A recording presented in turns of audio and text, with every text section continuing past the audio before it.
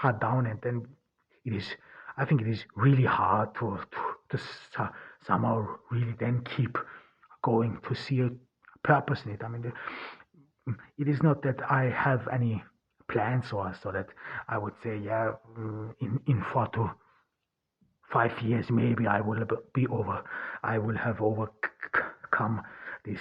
Maybe this, somehow this will be left behind. Not at all. I mean, um, your plans of the future is rather your plan B because uh, truth be told, you do assume that they might succeed and they almost succeeded. It is not like that I some sort of would over exaggerate or would exaggerate this. They almost succeeded. And this not once, many times, and it was rather luck. You could say it was rather luck that I could survive these attempts, and and if someone still has not stopped doing this, if some groups, some people still are behind these things, then you of course assume that this will go on. But in a way, of course, you think about the future as well, but not about you anymore, because in a way, I mean, if if your life is constantly under threat, you some sort of stop making plans for yourself, and you do not really think about yourself and your future anymore. It is rather about survival, but nevertheless, of course, you think uh, about future generations. Of course, you think about victims and what might happen. I mean, this is I talked about this. I asked this woman who would make the scam trials, these scam artists who would make scam trials and then deceive other people, rob them of their livelihood. And she told me she has been doing this for decades. I mean, this is in an Austrian courtroom. This is happening in front of the eyes of everyone. And you then ask yourself, yeah, how many people are involved in this, and assumably many.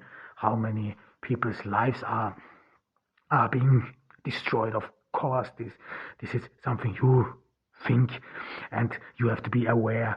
I mean, if you hit rock bottom, and if you do not really see any future of your life, and so on, and then of course you want to do something good in your life. I mean, this is, and especially if you some sort of already assume that you will die eventually, or could die, because it could happen any time, anything, and it almost happened many times. I mean, you could sit back and think about your life, what you have accomplished. Yeah, but these things, they don't last long. I mean, I don't know what did I really accomplish. No, I would not say something remarkable. I mean, my brain works in a certain pace, and this allowed me to write about things. However, but nevertheless, you some sort of think to yourself, all these people, all these uh, people who were deceived of their lives, of their freedom, they were robbed of their purpose, and now you could make some sort of a last change, last difference, because your own life seems to has already hit rock bottom, and you somehow do not, well, do not see yourself getting out of it. And of course, you have to be aware that I was a victim of this as well, of many times. And as a victim, you feel indeed humiliated. I mean, you feel devastated. You feel, I mean, this is what I felt constantly, and this was that I could not do anything against it. I mean, this really, it really felt that way, especially in Austria. I felt that I can't do anything, that these people can do with me whatever they want, and that my life entirely depends on their goodwill. And this really happened. I mean, this happened in in the university. This happened in other parts. I mean, if you are incarcerated for no reason whatsoever, only for the sake that someone can steal your identity, or even worse, harvest your organs. I mean,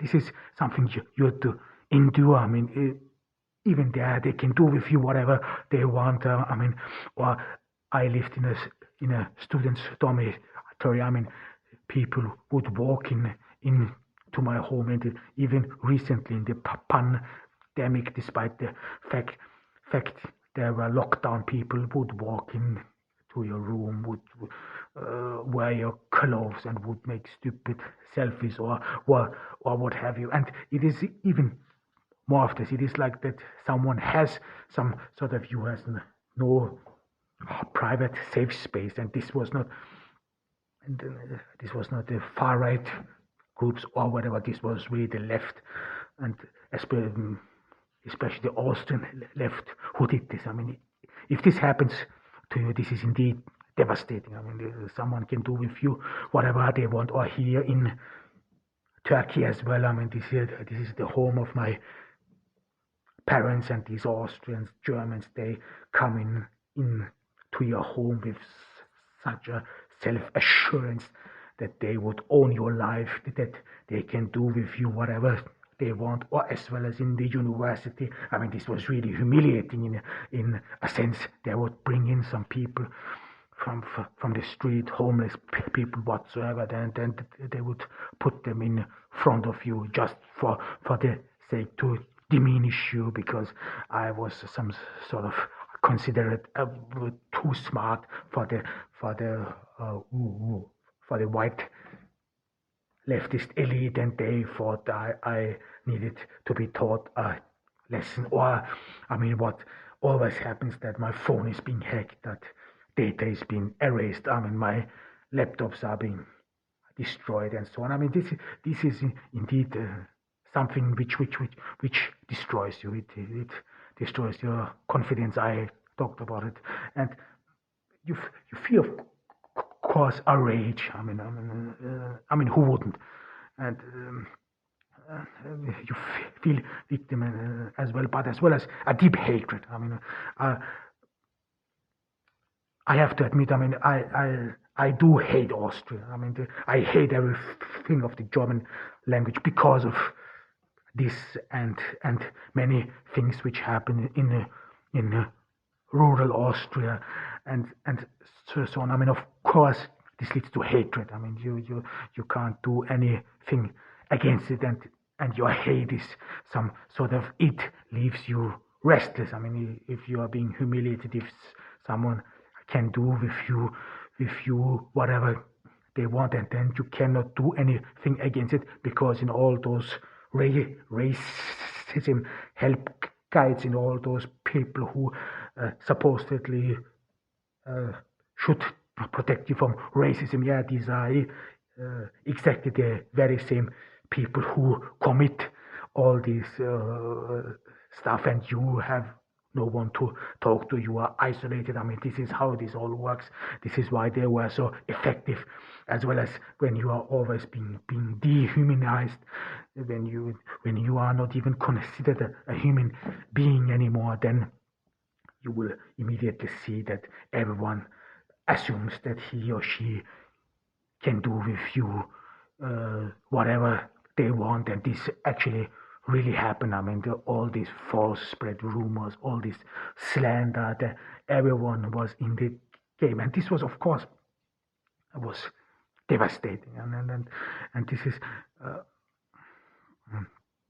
And this is actually one of the reasons why I stopped writing in German and then adopted English, despite the fact that German is my mother tongue, because of hatred. I mean, this is what's been left to you, deep hatred against everything that's German, everything that's Austrian. I mean, I even think, especially after the epidemic. It is just irresponsible to buy any German or Austrian goods. It is, however, this is my opinion. I mean, of course, and this hatred, this dominates you. I mean, this dehumanization that you are being robbed of your essential, and of course, you always think to yourself, I mean, why me? This is what I always thought about it. I mean, why me? What did I wrong? Or whom did I wrong? And this question always looms about you. You keep coming back to this question. Your mind is some sort of keeps swirling around this why me, and then you by the way realize that this question why me is actually a very egoistic or egocentric question, because you then say or you hope for that there might have been an alternative, that you should have been spared from this and so on. I mean, of course, especially when you are a victim and if you are being some sort of outcast, and if you are partially reigned by hate, you wanna do something better. You wanna some sort of leave this behind and accomplish something, and then use some sort of, in order to bolster your morale, in order to some sort of motivate yourself. You always say to yourself, or at least I say to myself, well, it had to happen to me, because if someone else, or if this would have happened to someone else, this person would have been pretty much destroyed by it, and now it happened to me, and I have the intellectual or the willingness to fight this over, and therefore maybe this can come to a positive end.